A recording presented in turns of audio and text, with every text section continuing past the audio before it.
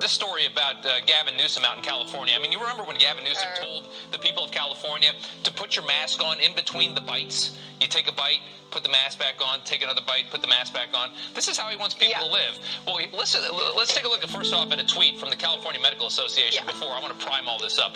This is the California Medical Association. Anyone who wants business to reopen and schools to open in the fall should wear a mask.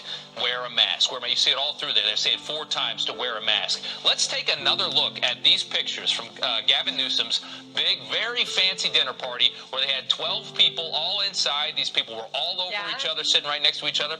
Some of the biggest names from the California Medical Association were at this dinner.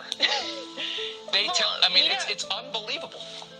So, in some ways, it's a little bit sad, though, Rob, because clearly Gavin Newsom doesn't have really any friends per se, because the people he had to invite to the dinner was lobbyists, medical lobbyists.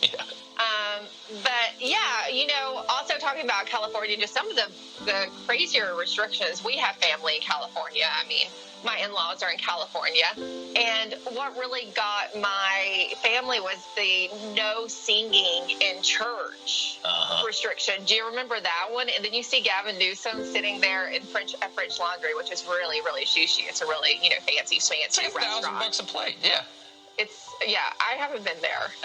Nor have I. I know of it, but I haven't been there. Yeah. It looks really nice. But also the fact that they tried to act like it was outdoors. Remember when he did his apology, non-apology, I'm really sorry, the other day? And he said he was outdoors. It wasn't. You can tell from the pictures that it's an enclosed area. They actually closed the sliding glass doors. And what is surprising to me too, Rob, is in this age of social media, how do you think somebody's not watching? I don't know.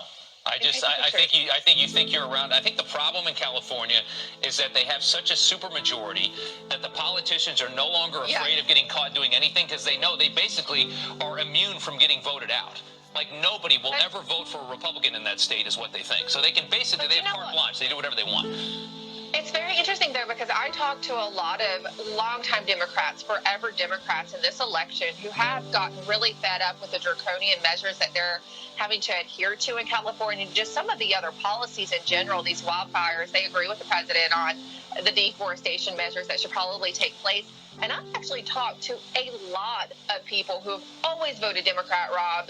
In this election, they actually voted for the president, which shocked me. Yeah. The tide could turn. That's how far it's gone. Yeah, it could turn against them. They take it for granted. They do nonsense like this. This is what really turns people off. Let's